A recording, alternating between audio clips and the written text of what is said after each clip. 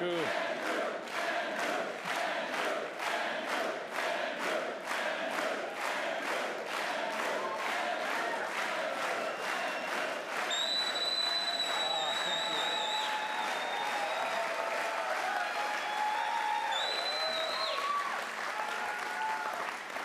Oh, thank you so much, Merci beaucoup. Thank you to all of you. Merci beaucoup, Peter MacKay. Thank you so much, Peter.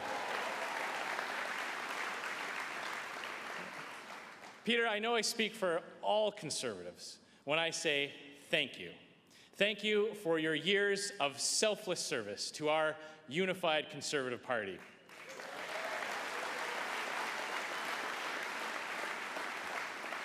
And we all know that Peter is someone who set his personal interests aside for the good of our party, who decided to build up and not to tear down, and our party is a living testament to his hard work.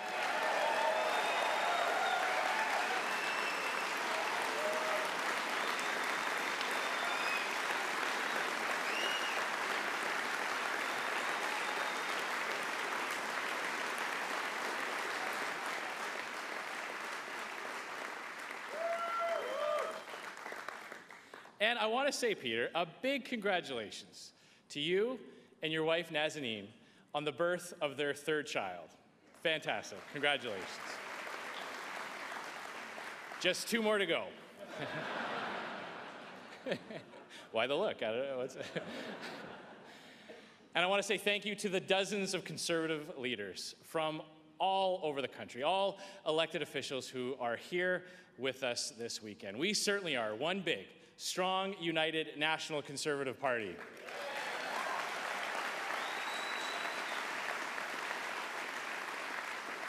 And in a little over a year, we will once again be a strong, stable, national, majority, Conservative government.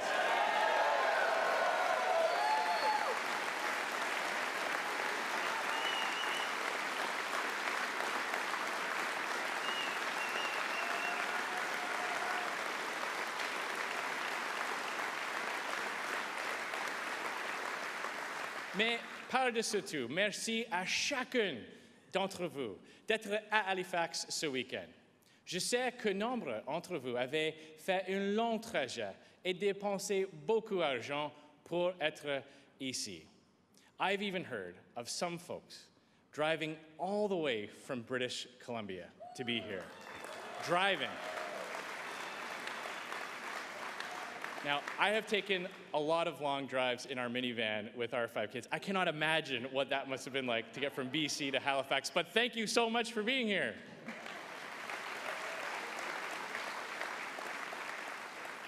I want you all to know how much that means to me and our entire team. And I'm looking out at more than 3,000 committed Conservatives, nearly 70% of whom are attending their first ever political convention. Welcome.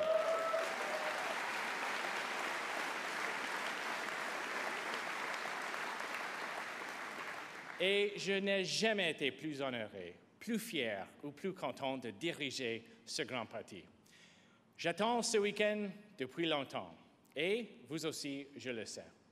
It's great to be among new friends, to forge new relationships, to connect with fellow Conservatives you might not have seen for a few years, and especially in the middle of a gorgeous Atlantic summer in a city as beautiful and historic as Halifax.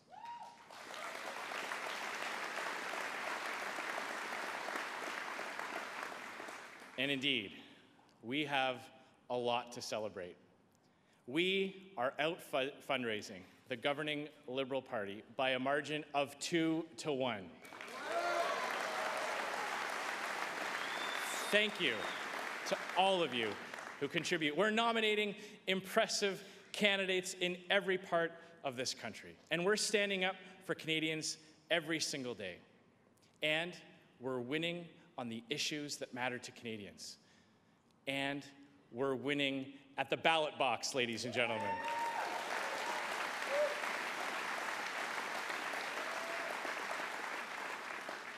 Nous gagnons la lutte contre la taxe sur le carbone. Nous nous battons pour le libre-échange. Nous soutenons une immigration légale et ordonnée. Et nous défendons l'équilibre budgétaire.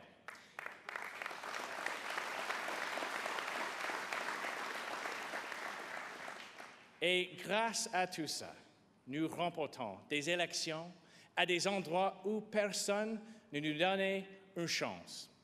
You know, in Chicoutimi-Le-Fjord, we went from 16% of the vote just 3 years ago to 53% of the vote in the by-election in June.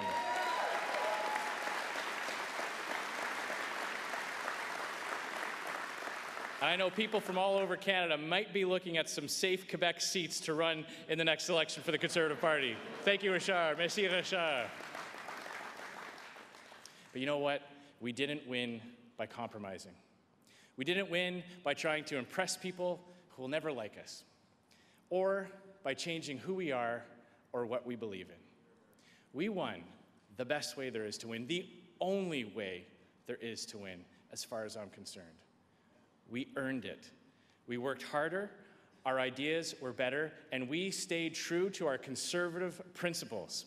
And what I'm saying is this: if we can win on our principles by staying true to ourselves in ridings like Chicoutimi-Le-Fjord, there is nowhere in this country that we can't win in 2019.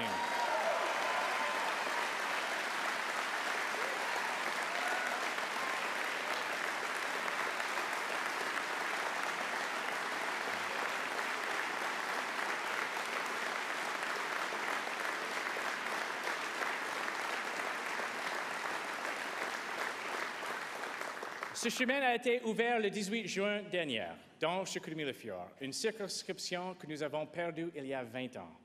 C'est le travail acharné de toute notre équipe qui a contribué à cette victoire historique au Saguenay. Et je suis tellement fier d'avoir dans notre famille le nouveau député de Chicoutimi-Le-Fjord, Richard Martel.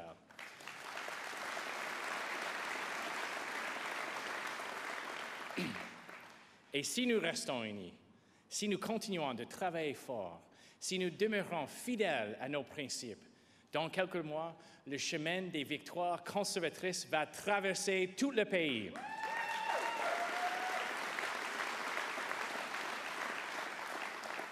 Now, ladies and gentlemen, this weekend is about a lot of things.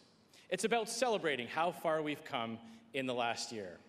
It's about affirming our principles and articulating our vision. But most importantly, it's about all the people we fight for every single day. Like a father and son I met in PEI. They own a lobster boat. They took us out on a trip there with my family, and they taught us all about their way of life and how they earn a living.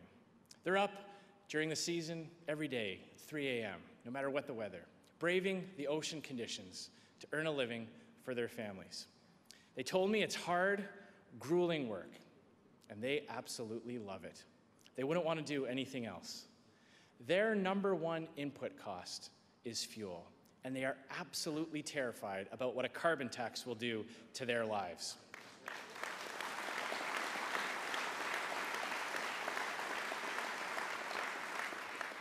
It's about the dozens of workers at a plastics plant I visited in Markham, Ontario, who've already had to cut their work week down to 5 shifts a week, from 5 shifts a week down to 4, because it was getting too expensive to have the plant run every day. And the owner told me that the plant in Markham does everything that could be done just south of the border. He could move it across the border at less cost and greater profit.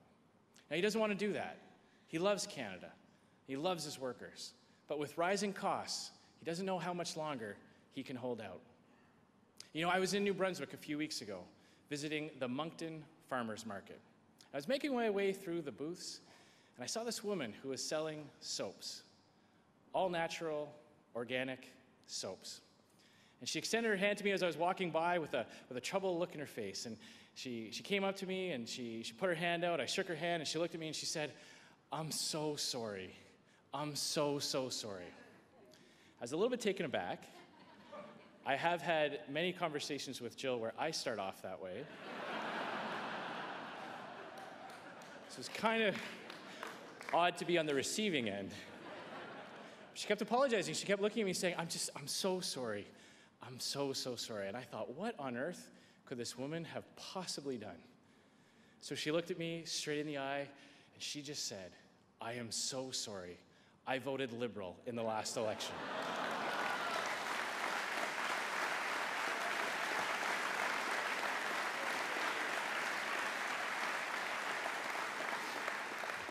We did share a couple laughs about that, but the more I've thought about that encounter since then, the more I realize that it's not all that funny. Cette femme, une propriétaire de petite entreprise qui travaille fort, faisait confiance à Justin Trudeau et au Parti libéral. Elle l'a cru quand elle a dit qu'il protégerait la classe moyenne.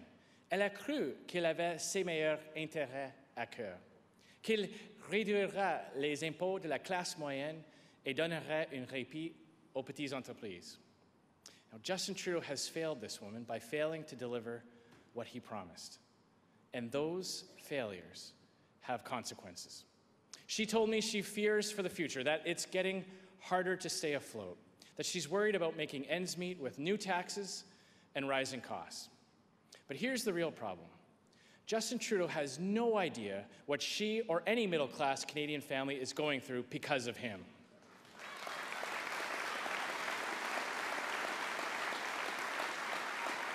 He has no concept about how to stretch a dollar, how to make it to the next payday, how to stick to a monthly budget. I'm not even sure he's seen a monthly budget.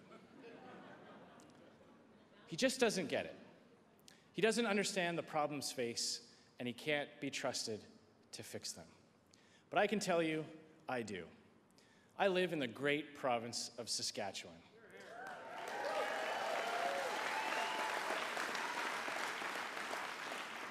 But in a lot of ways, my story begins on Cawthra Road, a 4-lane road linking the Lake Ontario waterfront in Mississauga to a web of major freeways in the GTA. Someone here from Cawthra Road? I heard a couple. Oh my gosh. 2. It's amazing. Well, you'll know that now, all up and down Cawthra Road, it's a very busy street. There's apartments, there's banks, schools, warehouses, lots of businesses lining both sides of the street. But 75 years ago, it was a dirt road where my grandparents, William and Eileen Enright, built a home. My grandfather was a factory worker at Massey Ferguson, while my grandfather stayed home in just a tiny 1-story house. My mother, Mary, she was born first, and 8 kids came after. And I can tell you, it wasn't an easy life. From a young age, my grandparents sacrificed, and my mom sacrificed with them. She actually helped raise her brothers and sisters while my grandfather worked long shifts at the factory, and while my grandmother grew vegetables in the backyard and patched together the hand-me-down clothes to be passed along to the next kid. Right after high school, my mom became a nurse. She actually got hired as one of the original nurses at the Children's Hospital of Eastern Ontario. Before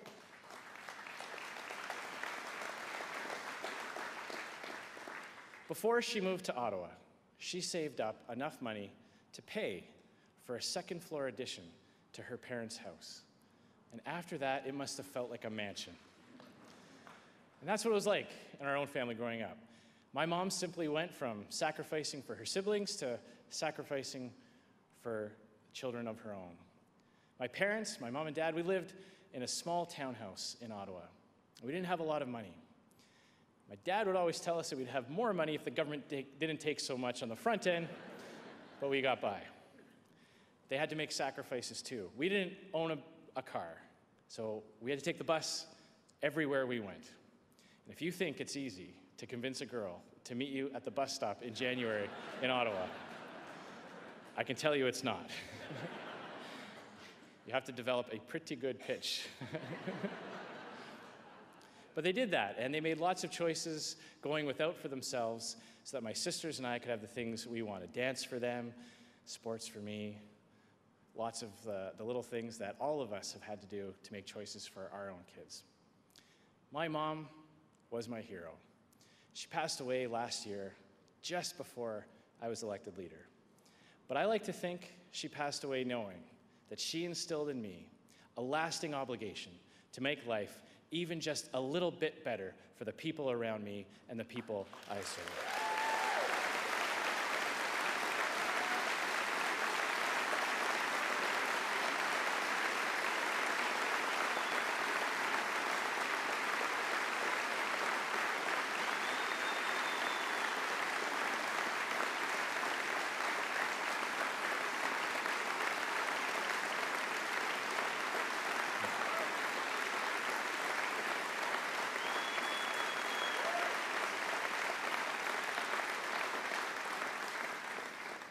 To raise my 3 daughters and 2 sons with the same strength and optimism that she showed me. To give of myself so the burdens of others might be lighter, just as she did her whole life. That is her legacy to our family. I want it to be my legacy to this country.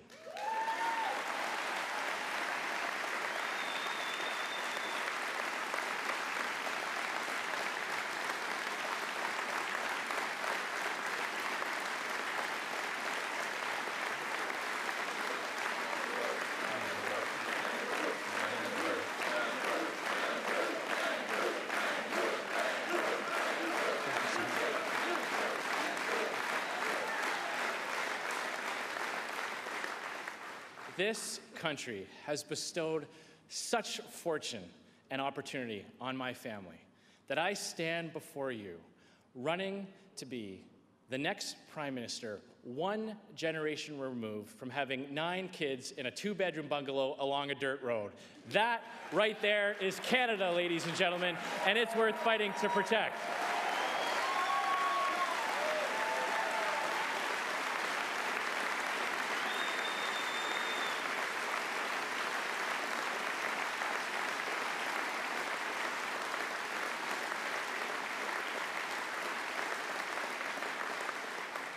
Mesdames et messieurs, comme l'histoire de notre parti le montre clairement, les conservateurs gagnent quand nous appliquons nos principes les plus forts et les plus fondamentaux aux problèmes modernes auxquels les Canadiens et les Canadiennes font face. Il ne se passe pas un jour sans que je me sente humblement privilégié de diriger ce parti et de suivre les traces des grands leaders conservateurs.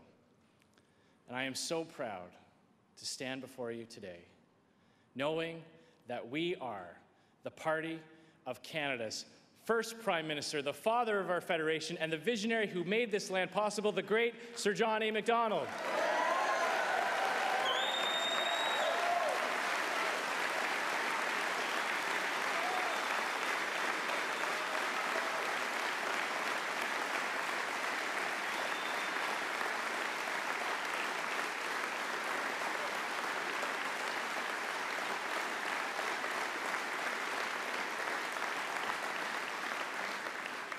And I think it is a disgrace that some would allow extreme voices in this country to erase our proud heritage.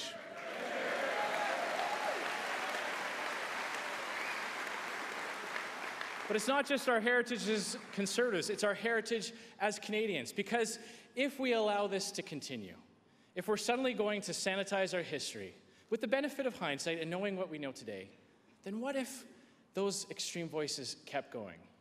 You know, the Liberal Party of Canada's elite donor program is called the Laurier Club. Now, Sir Wilfrid Laurier, Liberal Prime Minister, signed an order in council in 1911 banning black immigrants to Canada, but he was also the architect of the Canadian Navy and a pioneer of free trade with the United States. Do we hear voices from the left saying that we better take his name off of everything and rename universities?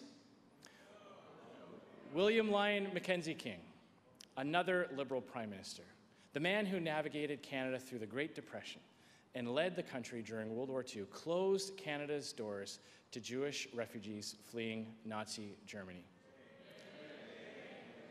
And his own government at the time said, none is too many. Will the Liberals work to take his face off the $50 bill?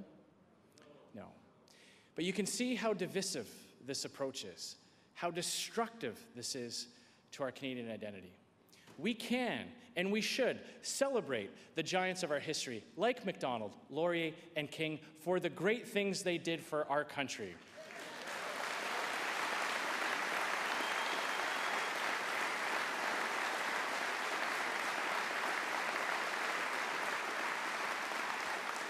We can absolutely look to the past and learn from the mistakes that were made at the time while still celebrating the contributions that made Canada so great along the way. But friends, if we look back on our history and our leaders and only see their blemishes, we miss out on a beautiful story of a great country that has progressed into the safest, freest, and most prosperous in the world.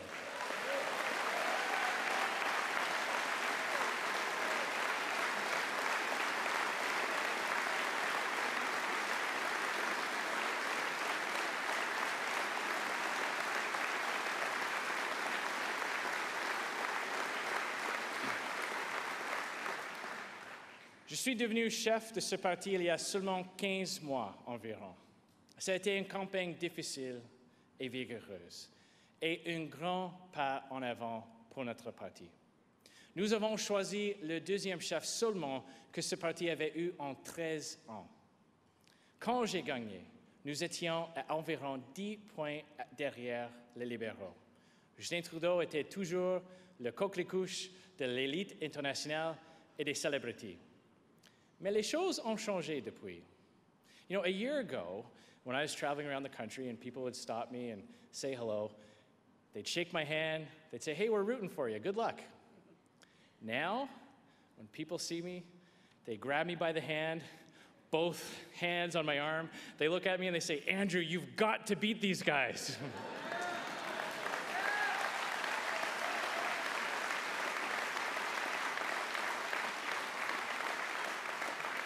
That sense of urgency is real.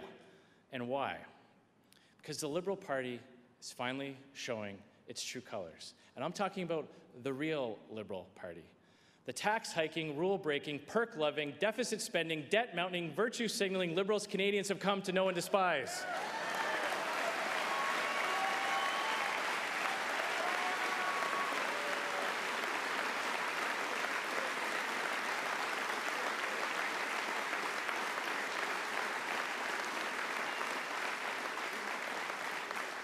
Justin Trudeau tries to say that Canada's back. I say the Liberals are back.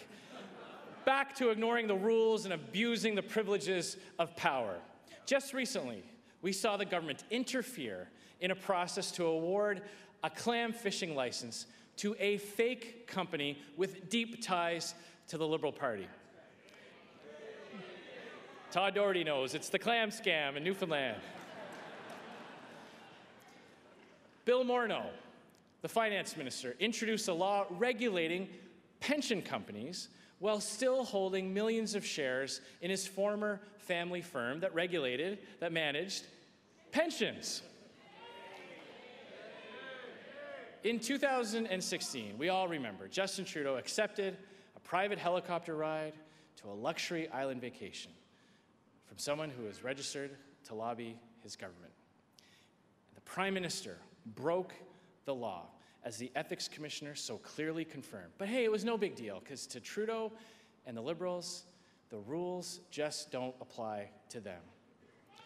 Ladies and gentlemen, this is how Liberals have always governed the country, not for the people, but for their friends.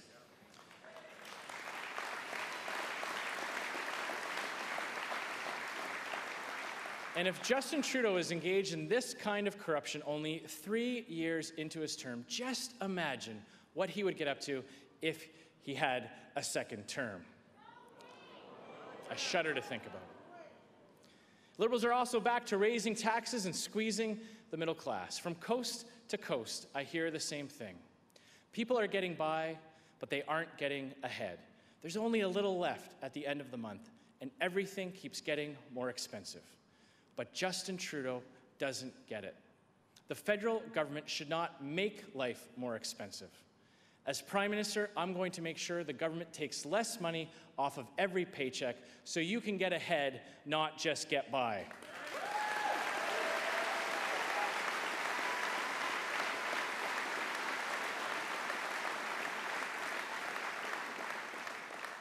Les Canadiens et les Canadiennes, partout au pays, me disent qu'ils se demandent vraiment si leur avenir sera meilleur.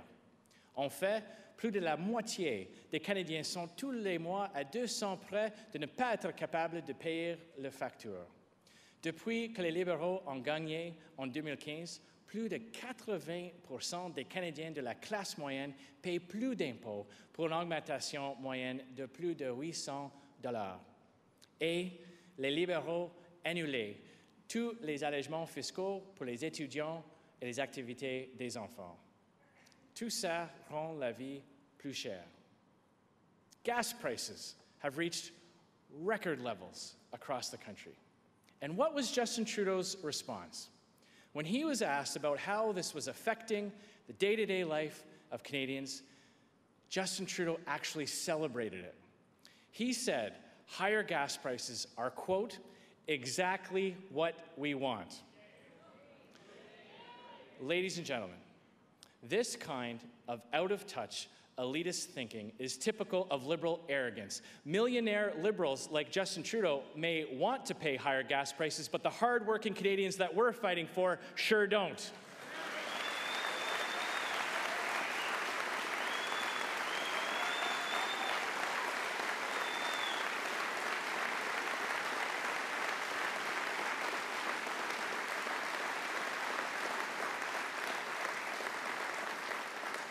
And yes, the Liberals are back to embarrassing Canada on the world stage and damaging relationships with important allies. Under Justin Trudeau, Canada's international trading prospects have never looked more grim. And that is a huge problem when 1 in 5 Canadian jobs rely on free trade. Now, it's true. The President of the United States is anti-free trade. And Donald Trump has been crystal clear all along that he's out to cause us pain and to steal our jobs. But standing up to Donald Trump starts by making sure that Canada is strong. We need to stop pumping cheap fuel into the American economy. We need to get our resources to new markets. We need to compete with other countries on taxation and regulation instead of rolling over.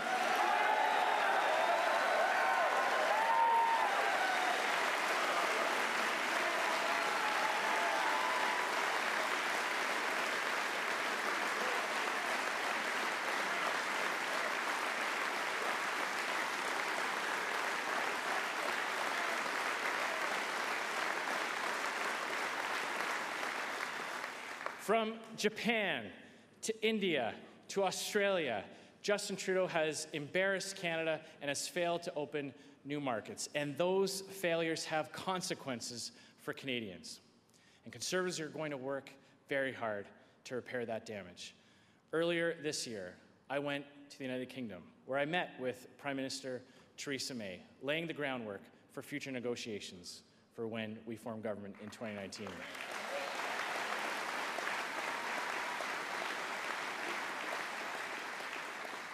And in October, I'm headed to India to do the same.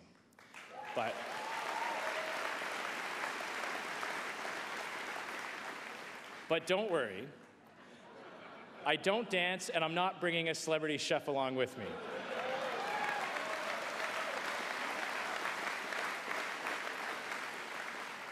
The point is, international trade and foreign affairs is a serious endeavor requiring serious leadership. It's time for the grown-ups to be in charge again.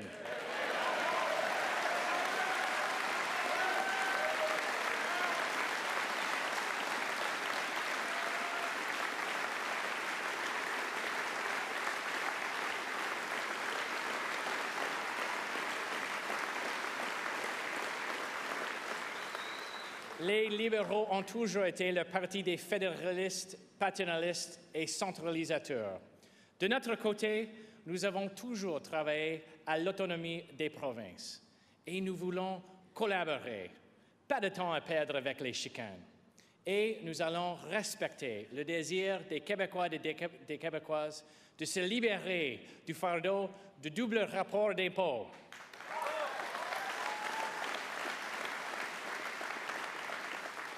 Justin Trudeau n'écoute pas ceux et celles qui en ont assez, chaque année, de devoir remplir 2 rapports d'impôts. Il n'écoute pas et ne comprend pas le quotidien du monde ordinaire. Vous savez pourquoi, mes amis? Parce que Justin Trudeau vit dans son monde de câlineurs, de licornes et des petits lapins.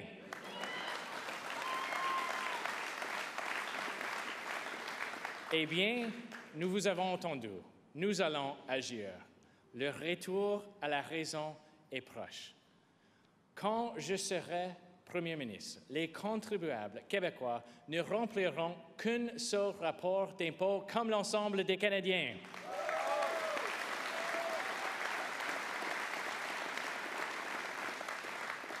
Sérieusement, je prends cet engagement populaire dès maintenant, car je veux faciliter la vie des Québécois.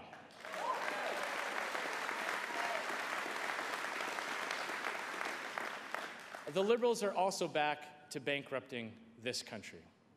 Remember when Justin Trudeau talked about his temporary, tiny deficits? Well, turns out, not so tiny and definitely not so temporary. This government has racked up $73 billion in new debt. But what do we have to show for it? What do you have? Your wages haven't gone up, but I know your taxes have. This failure has real consequences. Canadians don't have more money left over at the end of the month, and they have less money to spend as they see fit. And why are Conservatives so passionate about this issue? Because every year that we're in a deficit, we're borrowing money from my kids and from yours. Deficits today mean higher taxes tomorrow. It really is that simple.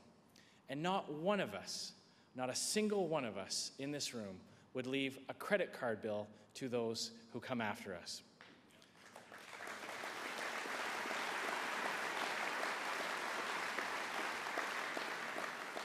What Justin Trudeau is doing is robbing from our children, and it's just wrong. Under my leadership, the deficits will come to an end. We will balance the budget once again and put Canada's fiscal house back in order.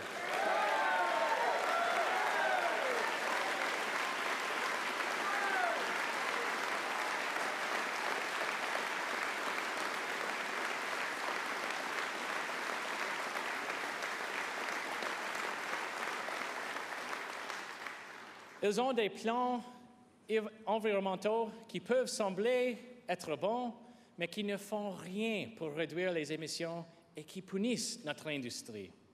En matière d'environnement, les conservateurs vont maintenir de faibles émissions et continuer à améliorer notre performance environnementale. Mais nous n'allons pas détruire le moteur économique de notre pays.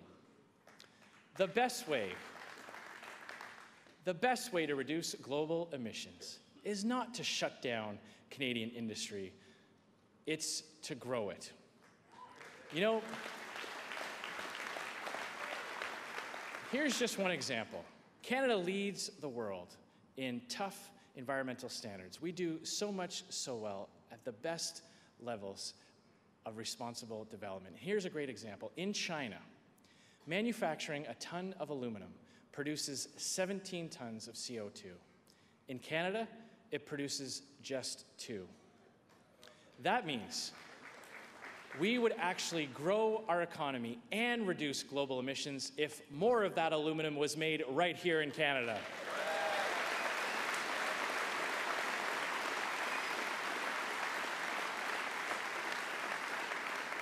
Not punishing people for heating their homes or driving their cars, but luring investment away from countries with lower environmental standards and bringing it home to Canada.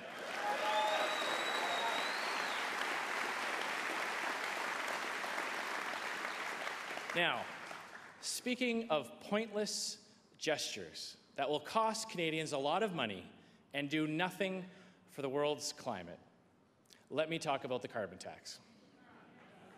There is no idea in Canada that has had a worse year than the carbon tax. And I remember not so long ago when pundits and experts were writing obituaries for Conservative parties for not supporting a carbon tax. Now, they're writing obituaries for parties that do support the carbon tax.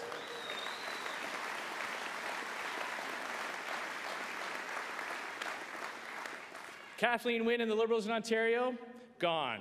Thank you, Ford Nation.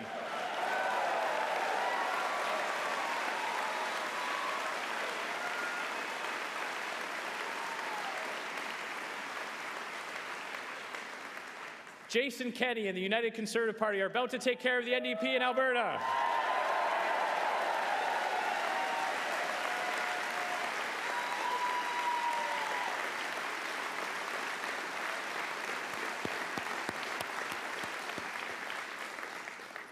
Even Liberals are running away from it. In PEI, the Liberal government will submit a plan this fall that won't include a carbon tax. And, you know, I remember I was watching the Ontario election. And I got to tell you, one of the most frustrating days was when a poll came out that said that the people in Ontario opposed the carbon tax at a rate of 7 out of 10. 7 out of 10 people in Ontario were opposed to the carbon tax. And I saw an article with one of these experts who was writing a very intellectual article in one of the major newspapers. And the gist of the article was along the lines of, and I think one of the actual quotes was, the people of Ontario don't support the carbon tax because they just don't understand it. Now, I've traveled all over this country. There is a carbon tax revolt brewing. And I can tell you, the reason more and more Canadians don't support the carbon tax is precisely because we do understand it.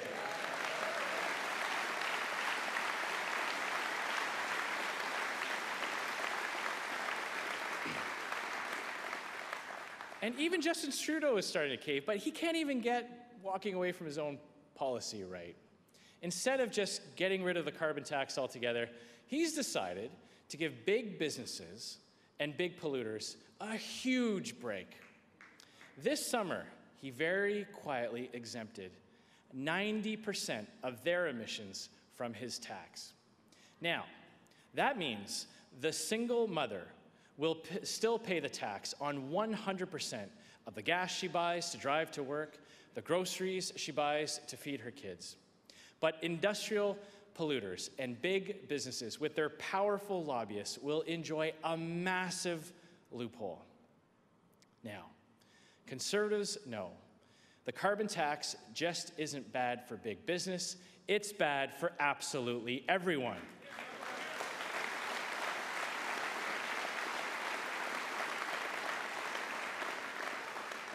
And that's why, come 2019, my first act as Prime Minister will be to get rid of the carbon tax once and for all.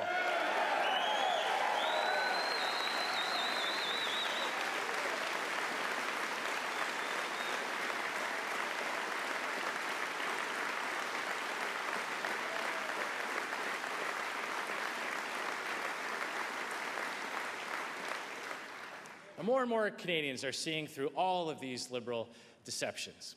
You know, Liberals always like to try and wrap themselves up in good intentions, but their policies invariably hurt the very people they claim they want to help. They try and convince people that they're motivated by compassion, but we all know that there is nothing compassionate about their policies. There is nothing compassionate about a deficit. There's nothing fair about leaving the next generation of Canadians a mountain of new debt, with more and more of their tax dollars going to pay bankers and creditors. Il n'y a rien de compatissant à taxer la prospérité ou à chasser les investissements, ou à fermer des usines et mettre des travailleurs à pied. Il n'y a rien de compatissant à menacer des millions d'emplois avec une attaque sans précédent contre les petites entreprises, ou à étouffer les familles qui tentent de joindre les deux bouts avec plus d'impôts. And there is absolutely nothing compassionate about allowing thousands to cross the border illegally from a safe place like upstate New York, jumping ahead of those in refugee camps, fleeing violence and tyranny, waiting for Canada's help.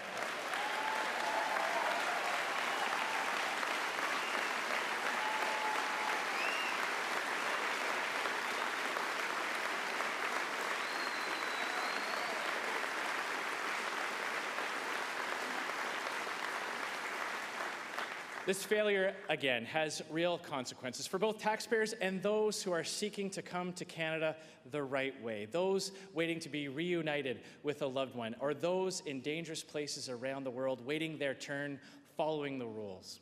Those are the consequences of the Liberal failure on this file.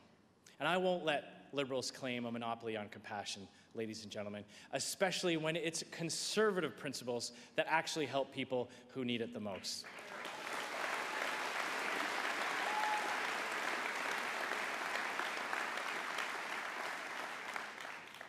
Now, there's been a lot of talk about diversity in the last couple of weeks, and I am so proud to be the leader of a party that has so much to celebrate, so many firsts when it comes to diversity in this country. Justin Trudeau says that diversity is our strength, but I think he's missing the big picture. The reasons why waves and waves of immigrants from all over the world, all corners of the globe, have chosen Canada generation after generation. It's because we are free. Free to worship, and free to speak, and free to believe. It's because we are open to the persecuted and the oppressed. It's because we are equal as individuals, equal in opportunity, equal before the law, and equal in value.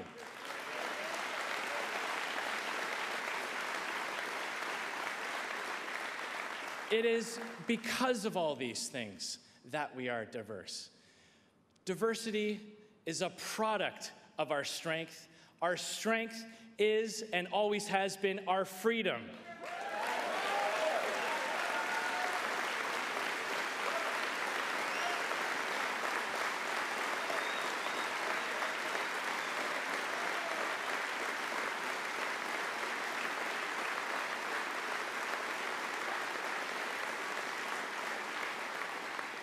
I don't think I can put it any better than the last Prime Minister to come from Saskatchewan.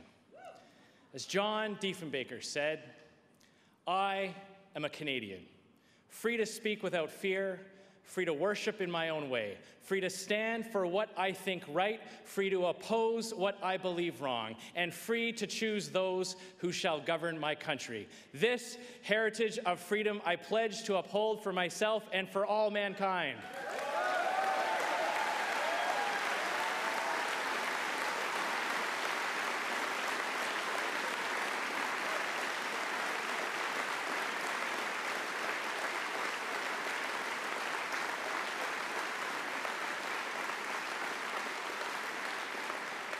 Those are principles that create unity, ladies and gentlemen, and there is unity in our diversity when we rally around those principles. Now, some will have you believe that our rights come from the identity groups the government puts us in. But conservatives know our rights come from the fact that we are individual Canadians.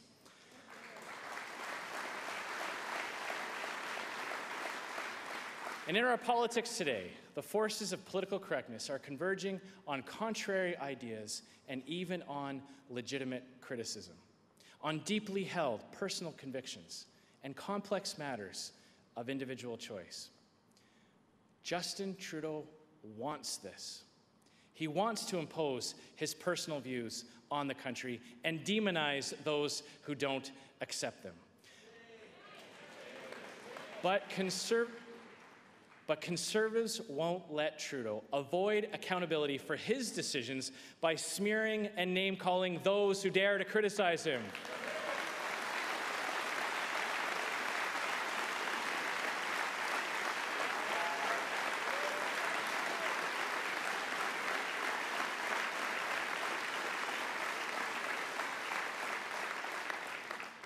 Et nous savons déjà que le contexte politique au Québec sera très différent en 2019.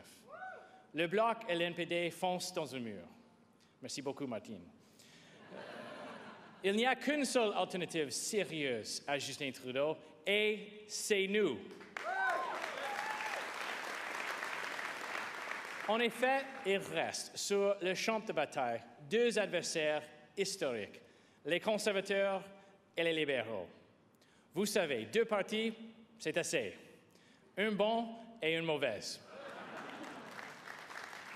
Et le contraste entre conservateurs et libéraux n'a jamais été aussi clair. Le choix se dessine déjà. Une partie à l'écoute, compétent, qui ressemble aux Québécois, le Parti conservateur. Ou une partie qui accumule les échecs, qui démontre son et compétence et qui pousse les idées de Manon Massé, le Parti libéral. Mes amis, je suis très confiant en vue des prochaines élections. Je suis sur le terrain partout et à l'écoute des Québécois. Les gens viennent vers nous. Ils veulent discuter avec nous. Ils sont intéressés par nos idées. Ils constatent que derrière l'image, le bilan de Justin Trudeau se résume en 3 mots. Échec, échec et échec.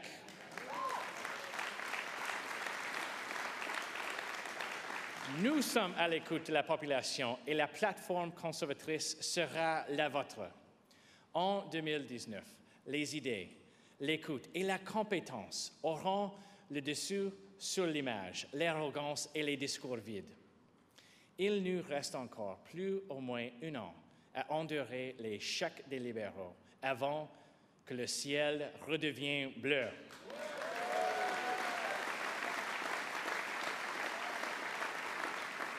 Et ne laissez jamais personne vous dire que les valeurs conservatrices ne sont pas des valeurs québécoises. Mes amis, les conservateurs du Québec peuvent se présenter dans n'importe quelle région la tête haute.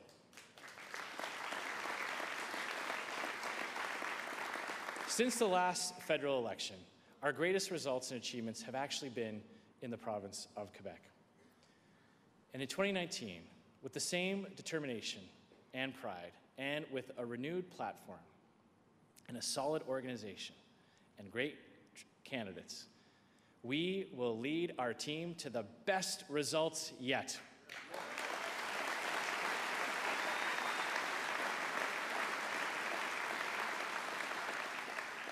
Je m'engage personnellement à poursuivre les efforts pour continuer à connecter davantage avec les francophones partout au pays. Ma détermination est grande et je souhaite qu'on utilise toutes les tribunes pour passer notre message conservateur. Et c'est dans cet esprit que je n'ai pas hésité 1 seconde à aller sur le plateau de l'émission « Tout le monde en parle ». Et je suis toujours en vie. Mais j'ai besoin de vous. Notre caucus a besoin de vous. Ensemble, nous redonnerons au Canada ce qu'il mérite. Un gouvernement conservateur, solide et efficace, avec une équipe québécoise forte et déterminée.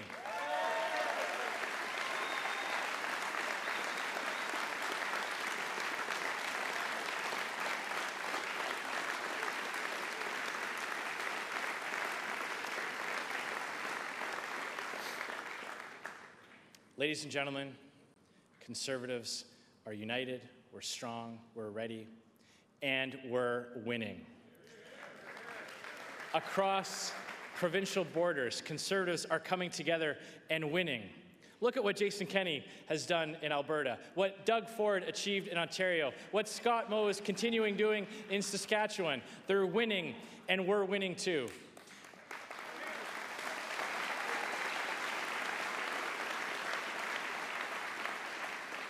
Nous sommes unis dans nos principes et notre but, en défendant vigoureusement les attaques envers nos libertés économiques et individuelles et offrant une vision du Canada où tout le monde peut réussir. Conservatives know that people, all people, no matter where they live or what they do, are best served when governments stand down and allow individuals, families, and communities to determine their own destiny.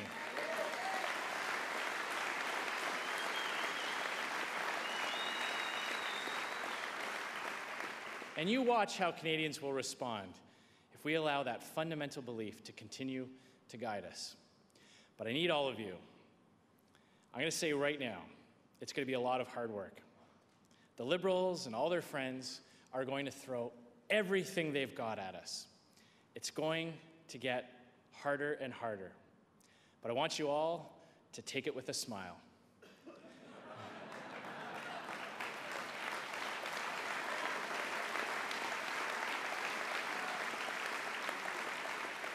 Because all that means is that we're winning.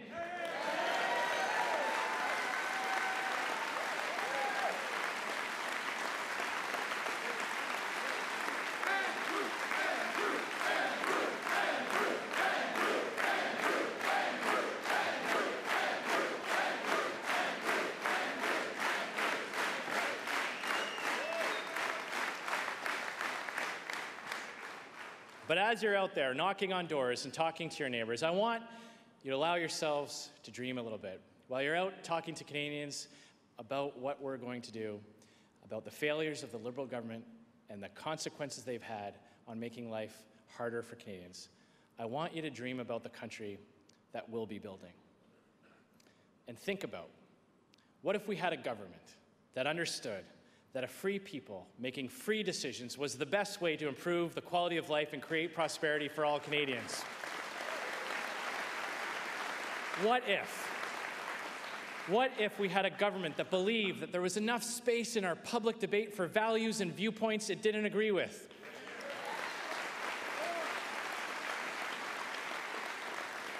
What if we had a government that didn't always just look back into our history looking for reasons to be ashamed, but instead for reasons to be proud?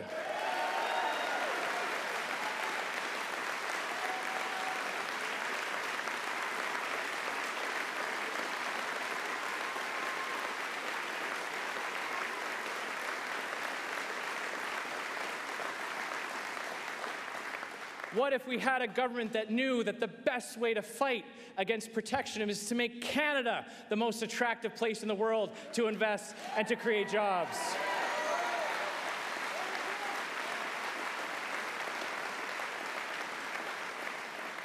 And what if we had a government that was led by a prime minister that actually understood the everyday problems Canadians face and governed with a clear plan to help them?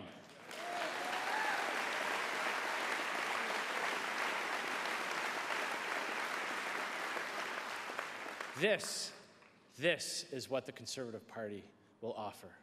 Un pays où nous ne sommes pas seulement là pour payer des taxes, pour grossir la taille du gouvernement, mais là pour être servis par un bon gouvernement. A country where people aren't just there to pay taxes to a big government, they're there to be served by a good government.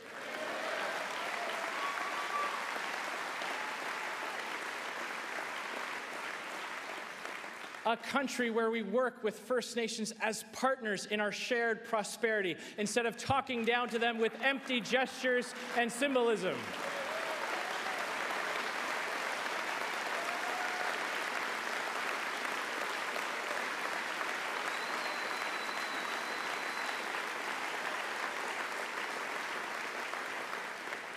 A country where wealth isn't taxed and regulated and controlled, but created, unleashed, and multiplied, where hard work is rewarded, not punished, where the government realizes that the best way to ensure that more Canadians get ahead is by lifting people up, not tearing people down.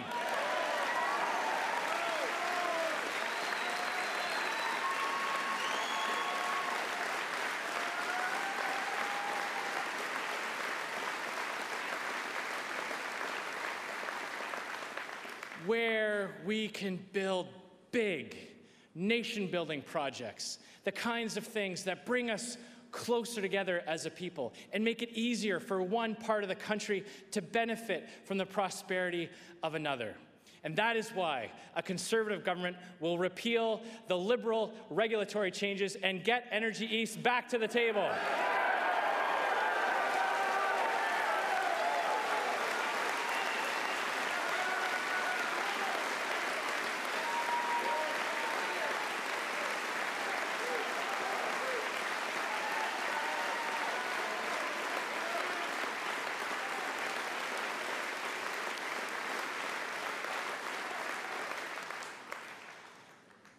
Ladies and gentlemen, this is my positive conservative vision, where taxes are low, government is limited, but opportunity is unlimited, where freedom is celebrated and people are put before government. Ladies and gentlemen, that's what we're going to build together. Thank you so much for all your support. Merci beaucoup.